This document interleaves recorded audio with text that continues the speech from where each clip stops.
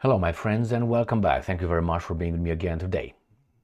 This article is one of the articles that should make you not believe the narrative sounding like this. Russia has imperialistic motives and would like to attack other countries, take other countries' territories, and creep its way towards West, therefore endangering Europe's security and maybe attacking other countries because it wants to go westward, tries to grab territories. Because history shows us that Russia is doing this. They've been at it for the past 30 years. You should not believe that narrative. On the contrary, you should believe the other narrative, which is closer to the truth. NATO, which is the United States of America, creeps closer to Russia, grabbing territory. Is there evidence to support that? Just look at NATO. Just look at the European Union. And if you tell me, well, that's a reaction to the Russians' aggressions or posture, then use the same logic to the Russians, saying, well, that's why we have to intervene in Ukraine, because look, there's NATO troops over there. They've been training these guys to attack us. So that's the evidence. So, remember, if you're afraid of a little, I know, bar, you're afraid to go over there at 11 p.m. So you don't want to go there, especially with a good-looking woman, because you might get in trouble. It's not illegal for you to go to that bar at 11 p.m. with a beautiful woman, but you will definitely make a bad decision because probably you have to fight over there. At least in my world. So again, if you have that enemy over there, you get closer to him. Why would you do that? Do you think that would provoke him? It's like a lion just laying on a savanna, and you going creeping closer to the lion. What do you think the lion will do? Just scattered and fly?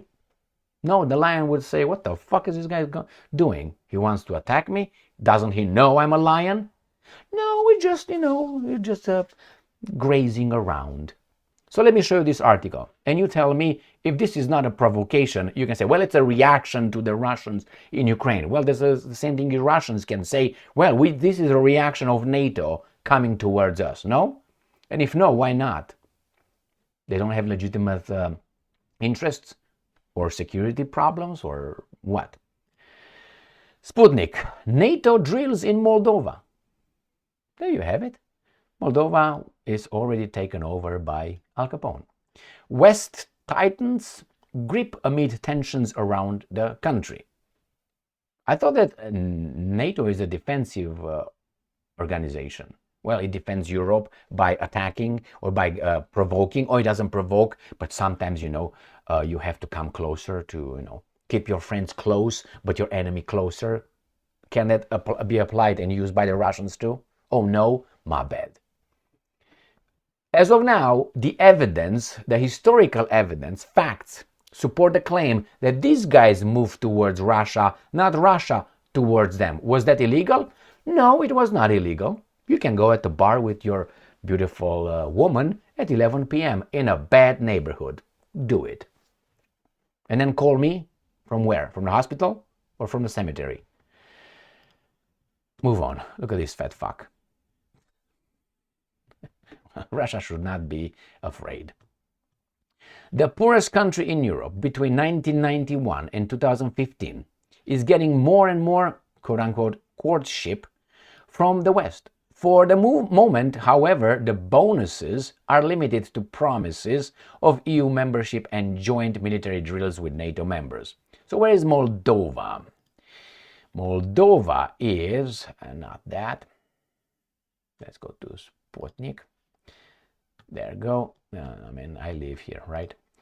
So this is Moldova right here. So this is Moldova, this is Transnistria, where we're going to have a little war. Now that Danilov, that guy, was appointed ambassador of Ukraine to Chisinau. Why do you think he was appointed over there? To create problems. He's a link. He's just a communication guy. He's a secretary between the Americans and these guys on the territory. That guy will create problems for Chisinau. Or maybe, they're going to liberate Chisinau from I don't know. So here is Transnistria, this piece of land here, Tiraspol, and this is where the Russians are. The Russians are here too. That's why this country is not really independent, but whatever it is, country, artificial, I said it many, many times. So we have this problem. NATO is gonna come closer here. Towards what? Towards the what? The contact line? So who's coming closer to whom? Anyway, let's go and read further. The 19-day-long military drills in Moldova are taking place during a period of tension in local and regional politics. In them, special troops from the US and Romania are financing their cohesion with the Moldovan elite units named Fulger, Scorpion, and Pantera. All right, Scorpion, you know what it is. Fulger is lightning, thunder, Fulger. Pantera, the Pantera, the band. The Joint Combined Exchange Training 2024 military exercises kicked off on April 1st, with 2 battalions of special forces from the United States and Romania. These guys are going to use you, my friends. Do you know why Moldova did not return to Romania in 1991 after the collapse of the Soviet Union? Do you know why? Moldova being part of Bessarabia, because Bessarabia was cut and so on. Do you know why? Because the Americans and the Russians did not want that to happen. I mean, if I steal a car from the neighbor and I take it under the threat that I'm going to do this, and let's say I get arrested or I die, where's the car going? Back to the owner, right? That's why Bessarabia should go back to the owner, where it was taken with an ultimatum by the Georgian communist Stalin in 1940.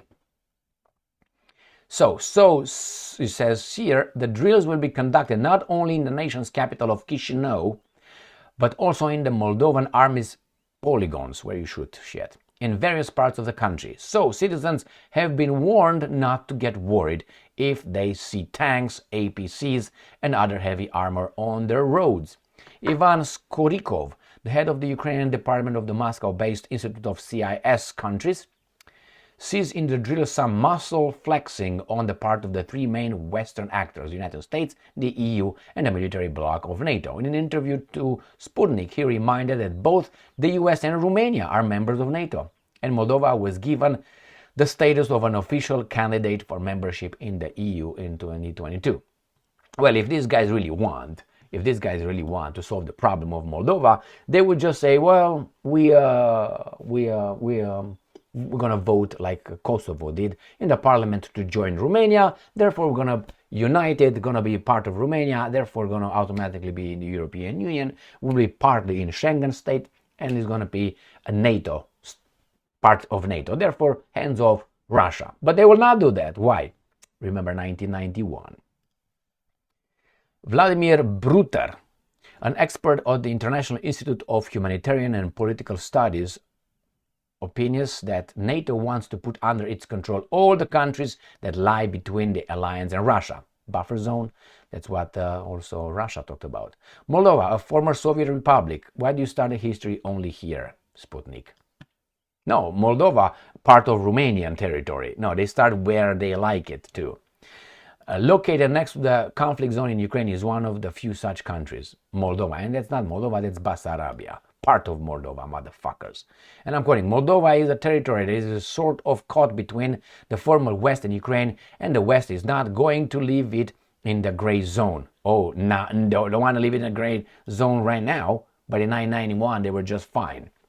According to him, the aim of these exercises is to integrate Moldova into Western formats, because Russia, and according traditionally, has quite serious positions in Moldova, and they also need to be eliminated. Therefore, from the Western point of view, there should be no Russian positions in Europe.